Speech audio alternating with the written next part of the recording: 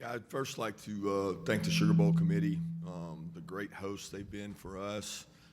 Through the years, I've had a lot of experiences in Sugar Bowls. They are second to none in the treatment of our teams, our players, our staff, making sure we get parts of the city of New Orleans seen, and they do a tremendous job. So many people put so much work into this event. It means a ton to our team, to our staff, to our families who get to come. And although this is a brief stay at the Sugar Bowl, I still commend the staff and the people there. Walter Becker and his staff have done a tremendous job hosting us and making sure we feel welcome. My next statement would be to Coach Freeman and his team. They have a tremendous team. They play football the way that we like to play football, very physical brand of football, disciplined, tough. They've had a tremendous season, and just an honor to be played with two great programs matched up against each other, which that's what the college football playoff was meant to be. And we're better to do it than in the Sugar Bowl, where there's been historic matchups of not only these two teams, but a lot of teams. And I think it means a lot to our players when you get to play in a game like this. So his team has done a tremendous job. And then our staff and our players have earned the right to be here and are excited to be here. And this is what you work for all year to get to this point. So thank you guys for covering it, and thank the Sugar Bowl for the great job hosting us. Thank you, Coach Smart. And now Coach Freeman. Yeah, to reiterate what Coach Smart said, it is an honor and a privilege to be a part of this prestigious game. I want to thank the Sugar Bowl committee and the city of New Orleans for being such great hosts in this short stay that we have. We're finishing up our preparation, and we're going to have to use every minute that we can to be prepared for this opportunity tomorrow night. We're looking forward to it. What a great challenge it's going to be versus a great opponent that has earned the right to be in this game. And so we'll get back to work after this, and we'll be ready to roll tomorrow night. Thank you, Coach Freeman. We will now open the floor to questions. Please wait for the microphone to ask your question, and please identify yourself by name and media outlet. Finally, please identify which coach the question is for. Please raise your hands. Okay, we'll start on the left side in the back. Mike Griffith, AJC Dawg Nation for Kirby. Kirby, you've got some experience with Coach Freeman back in the Peach Bowl in 2020. Obviously, that defense gave you a lot of trouble. What did you see from Coach Freeman that you can recall from that game, and what do you think's enabled him to have this much success so early in his career? Well, I'd start with the way they play defense. Everybody's tied together. It's not, a one-man dynamic unit. Defense is played as a unit. I think we both have history with defense, and that's what you pride yourself on, is everybody playing as one. They certainly did that during his years at Cincinnati. And, we talk about effort counts twice around our building, and they play with tremendous effort.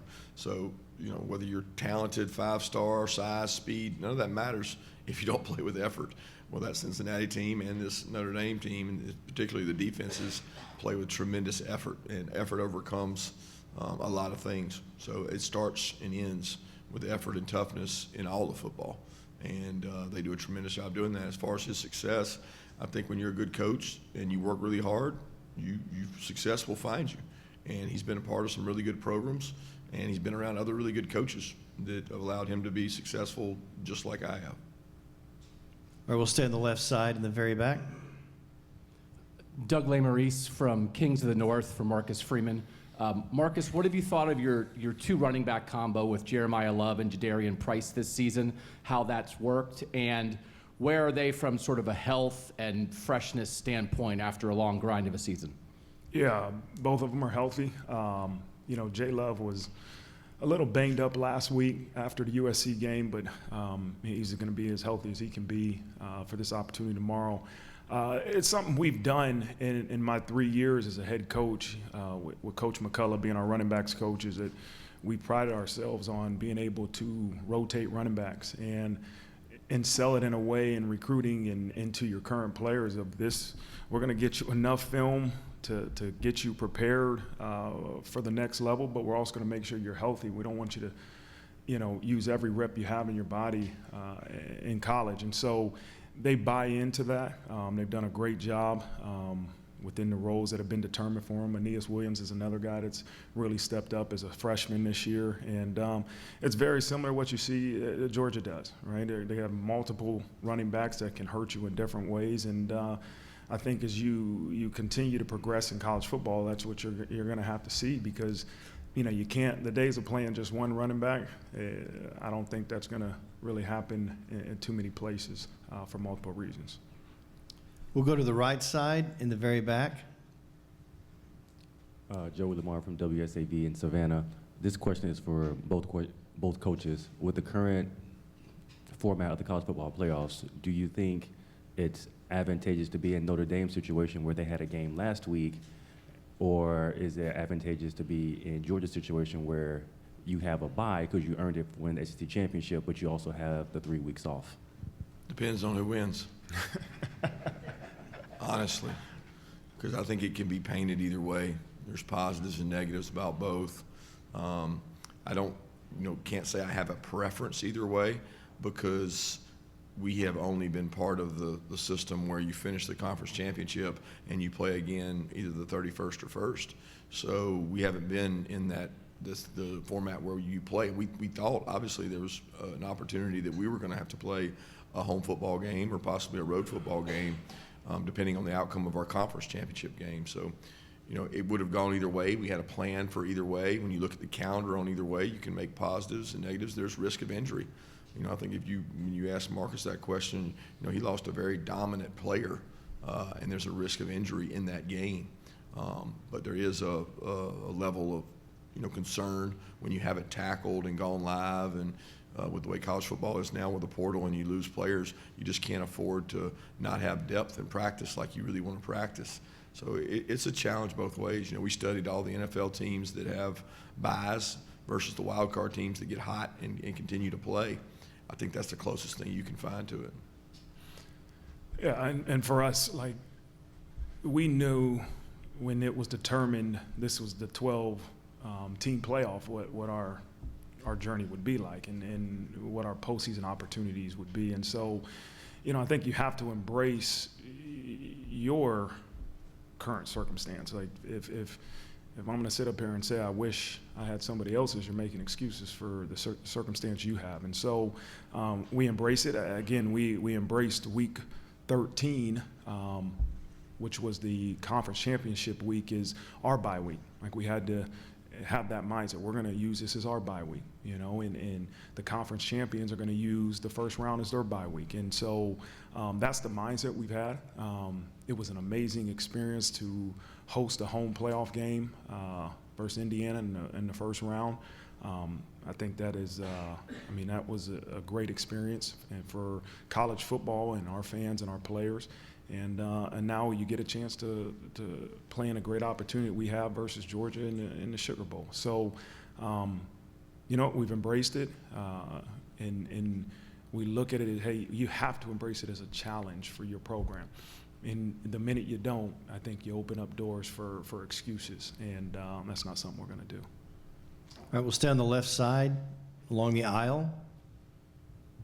John Bryce with Football Scoop for Coach Freeman. Marcus, you've been very vocal about viewing Mike Mickens as basically a defensive coordinator now, but certainly a future defensive coordinator. You also have your Head Coach of the Week program that you utilize over the course of the season.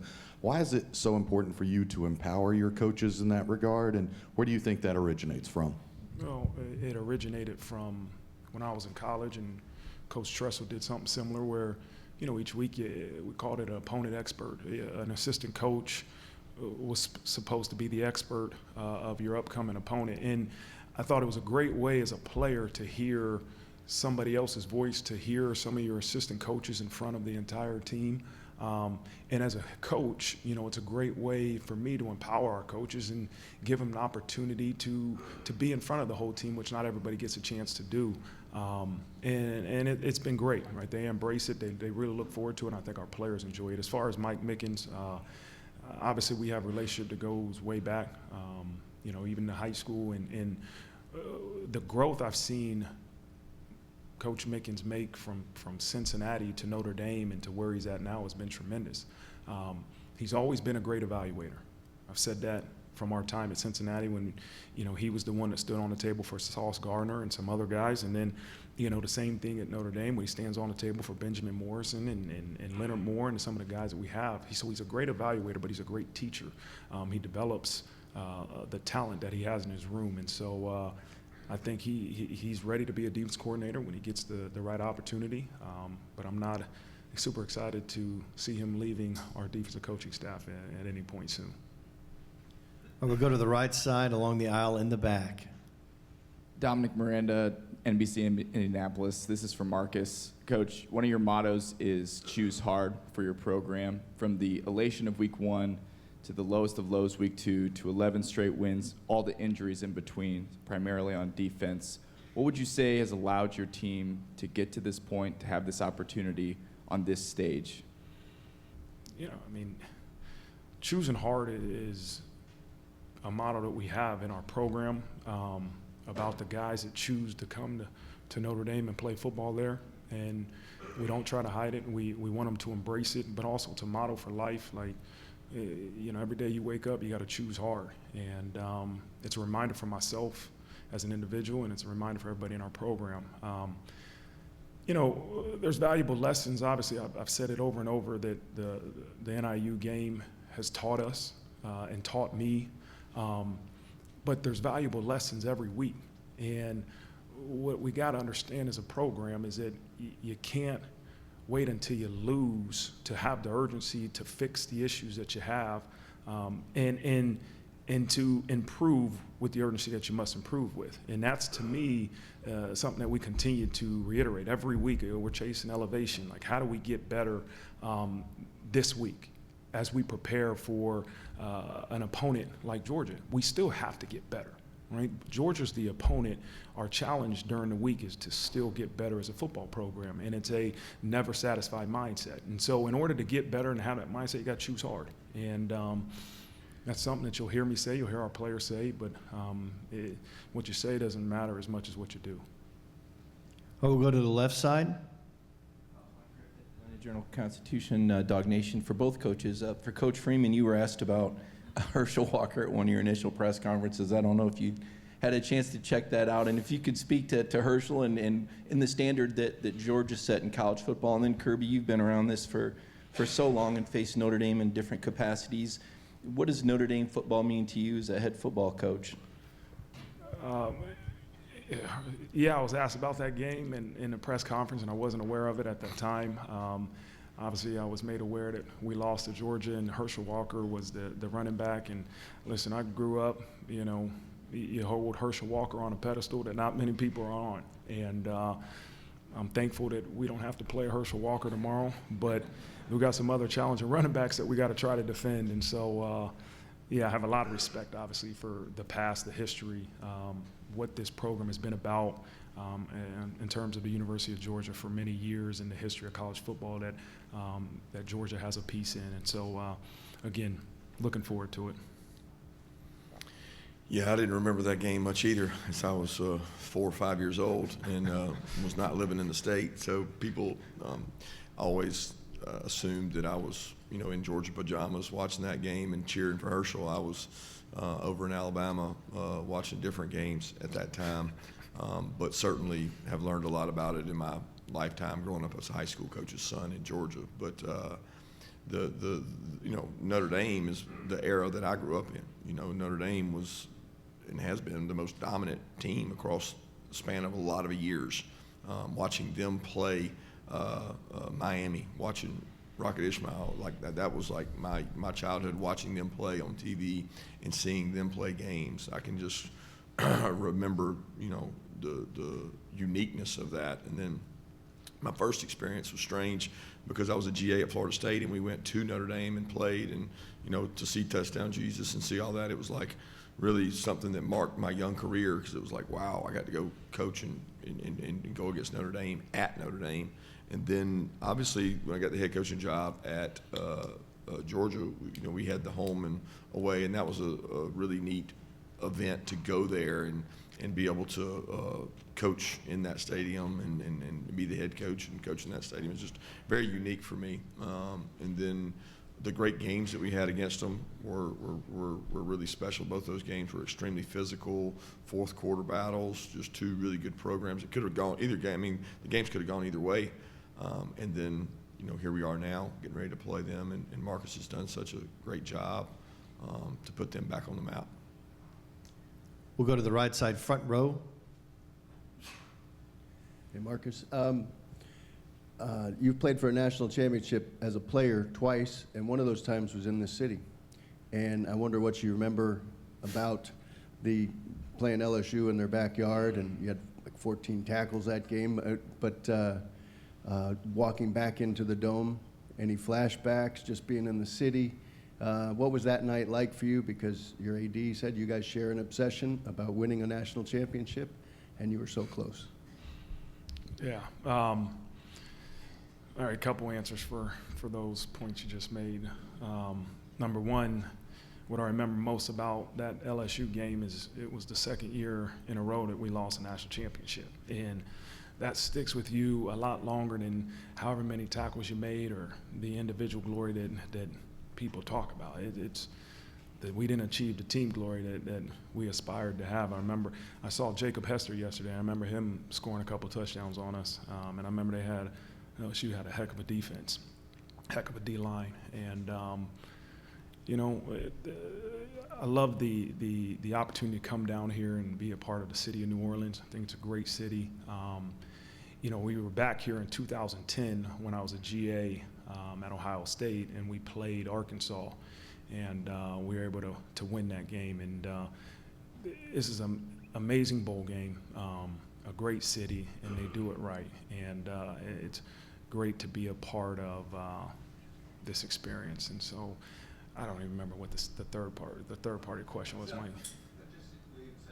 Yeah, like somebody said that to me last week, and yeah, everybody has an obsession with winning the national championship, but my obsession is to get this program to reach our full potential. And if we reach our full potential, if the result of that is earning a national championship, great. But we don't walk into the office every day and say, let's win a national championship. We walk in the office and say, what do we got to do today to elevate and get better and reach our full potential? Because at the end of the day, that's all we control, right? We control how close this program can get to reaching its full potential. And we'll see what the result of reaching our full potential truly is.